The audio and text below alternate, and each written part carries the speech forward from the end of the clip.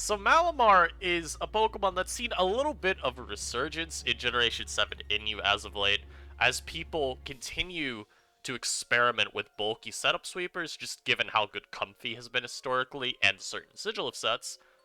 Malamar has picked up a bit of use as an alternative to Scrafty that is not as vulnerable to fairy types, and has a bit more staying power with its sweeping, just given the nature of how RestTalk works. Being able to pull extra superpower boosts, so you're not as limited by the low power points of the move. So we're going to go over this game today. If you have been enjoying this kind of content, make sure to subscribe if you're not already subscribed. We are very close to 4K subs, so if everyone that watches this video subscribes, we would hit 4K tonight, so just go and drop a sub. So as we look at the teams, these are two very, very similar teams. I mean, look at them. There's a Blastoise, there is a Weezing on both. There's a bulky dark type that sweeps. There's a fast Pokemon on each. You know, a little Choice Scarf Togedemaru here. There's a Stealth Rock Setter, and then there's, I don't know, some last mod with a Life Orb. So the difference in game here really is just Eternally having a Fairy type is so much better than Dread having absolutely nothing to stop the Dark type of Eternally. This Comfy can limit Scrafty the entire game. The only thing that can limit Malamar really on Dread's end is hitting it repeatedly and having Scarf Togedemaru to at least be faster and threaten U-turn the entire game. Now, with boosts, Malamar is not getting one-shot by U-turn because Togedemaru is not strong and it isn't stab. But it will do a lot of damage still, and it can always crit. Emphasis on could always crit, you'll see why. But as we get into this game, we're going to see both teams go for literally the entire identity of the game immediately, which is T-Spike. T-Spike Weezing is an incredible partner for these kinds of bulky setup sweepers, and so seeing each person emphasize their toxic spikes from turn 1 is very useful. So I'm going to do this to fix the little T-Spike glitch, not show it up. And now Aerodactyl's going to come out versus the Sigilif, and we are going to see it easily yum that and easily trap the Sigilif. One shot, because as we see later, this Aerodactyl's actually Z-move, so without a choice band, yeah, you just don't one-shot Sigilif. But having it weakened already is incredible, because now this is one less Pokemon that can try and limit Malamar. You know, this mon's pretty strong, and be able to throw off some pretty strong Air Slash. Now you don't even have to worry about that. And we're going to see Eternally just mirror the Weezing. There's no need to go Malamar yet, because especially with this T-Spike up, you don't want to be forced to go for Rest super duper quickly, because kind of makes it pointless to go to Malamar. What are you going to do? You're going to like go for knockoff once, be really low because you're poisoned and you took some helmet chip? And like, there's nothing good to come out of that. So, just match the Weezing, throw off a Sludge Bomb, and as the Scrafty comes out, you can go Comfy always, and it's not really a big deal. Now we actually see Blastoise be the immediate switch because Eternally wants to go for Malamar again. Like we said at preview, Malamar easily beats this team on its own. Just about. Once you see T-Spike reveal from Weezing, you can almost guarantee that it won't be Taunt. A lot of the Weezing always run Pain Split because you need that mon to have staying power. If you're gonna stave off hits from Pokemon like, say, Whimsicott, Sceptile, Comfy, even just general physical attackers like Aerodactyl and Incineroar, you want the extra recovery. So, we see that just not really work out here. I don't know where I was going with that. We just know, again, it's the idea of Malamar beating this team down because this can't taunt it and prevent RestTalk. There you go. So, Blastoise comes out, wanting to get rid of the T-Spike immediately. That's going to open up things for the Malamar quite a bit. And now we can go Comfy. We don't even have to risk a poison on it now. And as we know that Weezing's going to always come out versus the Comfy, you double into Malamar, and since you know it's not going to be taunt, you don't care if you get burned. Because you're just going to go for Rest anyway. So Eternally starts boosting. Drud just starts throwing off some attacks. Because, I mean, you don't want this Malamar to be able to freely superpower through your whole team. So at least try and force the Rest. Then you can try and reposition to hope you don't get, you know, lucked. So, like, for example, this could have been a really bad turn. Thankfully for Drud, Eternaly's got my Sleep Talk luck. He will always pull Rest. So Togedemaru does not get superpowered. It doesn't even get knocked. As he takes a little bit of helmet chip there. Now we see Weezing match again, but we'll just see Malamar come out. If Malamar is not at risk of being poisoned, this mon will always come out and not care. So again, like we mentioned earlier, there's no taunt. So this Malamar doesn't care about the Weezing. It can always take it on 1v1 and use it as setup fodder. So Malamar wakes up, just starts boosting again.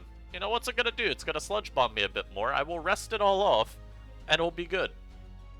And we actually see another super farm eternally here too.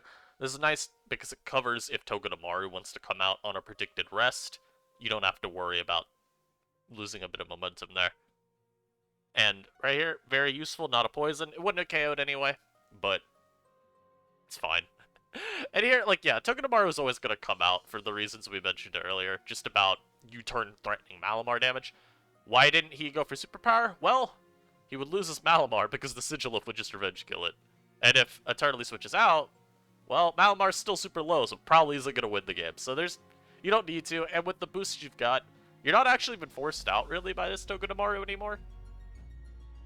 So he could just stay in and keep attacking his Blastoise. Blastoise could spin, but, I mean, you don't really need the T-Spike by this point in the game.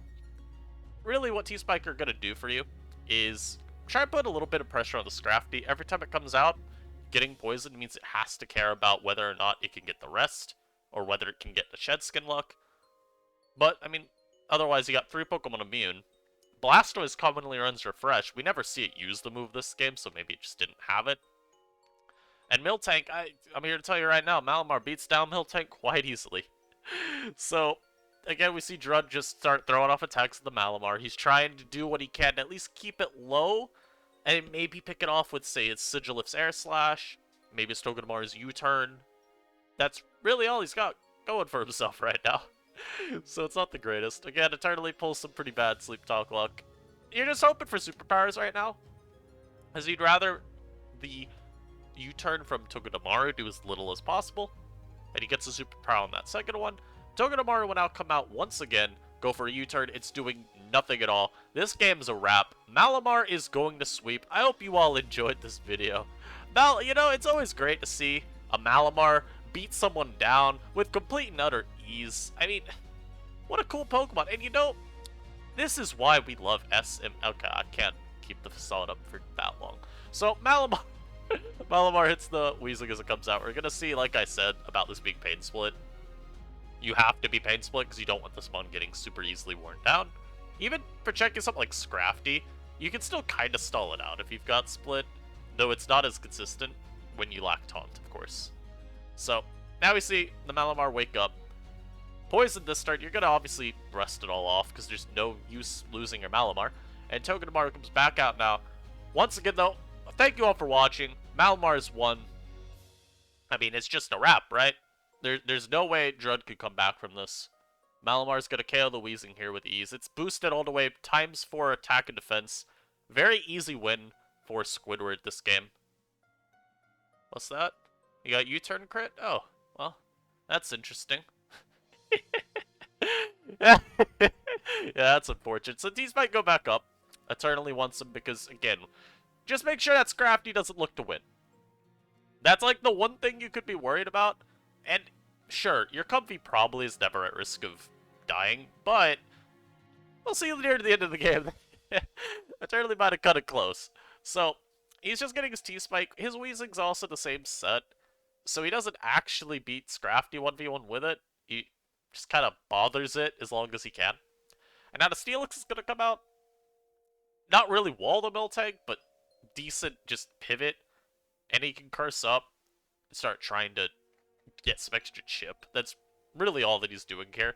He doesn't need this Mon around to check Togedemaru, at least not at a lot of health. So, Heavy Slime will 2-hit KO. This does force Drud to switch if he wants to reserve the Miltank. So Eternally doubles into Stoiz. And he just gets tossed again. I think probably predicted maybe Scrafty to come out there. Or he just wanted to pivot. But my guess would be a Scrafty was assumed that he was just going to look for a rapid spin to get Comfy. Not having to worry about the T-Spike. Because, look, I mean, look at the last 3. Comfy could also tear through this. So Air's going to Z-move here. You're just looking for chip.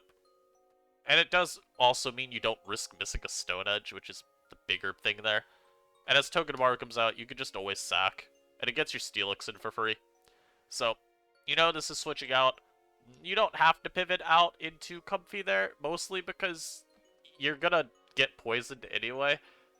So it's a little bit better to postpone it if you can, and you still have Weezing if you want to pivot around the Scrafty a bit. Now, personally, what I probably would have done there is I probably would have doubled into Togedemaru. Only because I think Eternally's not gonna want to let this Mon give up momentum, and you also don't want to lose your Steelix entirely. Since Togedemaru could actually be a bit of an issue. Same with like this turn here. Though this is really just a lost 50-50 when you think about it. Comfy like always has coverage for steel types, hidden power, ground, or fire. It can be psychic, but this ain't no hidden power psychic team. Not at all. And Eternally gets the 2 turns in a row, right? 1 taps to Togedemaru after getting the Scrap Deer Week. And little broken flower necklace will be cleaning up this game. So I hope y'all did enjoy this. Malamar put an insane amount of work, and I'm sorry for the sniffling at parts of this. I don't know if it's allergies, I don't know if I'm sick. But I can't really control it. I gotta breathe, you know? But I hope y'all enjoyed this. Comment down below what your favorite Pokemon from Gen 7 is. Malamar's not from Gen 7, but this is a Gen 7 battle. So let me know what your favorite Sun and Moon Pokemon is. I think my favorite is probably Ribombee. I really like the little Bumblebee, and it learns Quiver Dance, which is cool. And it wasn't broken in Gen 8, which is nice. It's going to be very broken when it drops to NU this gen. And it was broken in Gen 7. But oh well. I hope y'all enjoyed. Like I said, I'll catch you in the next video. Peace.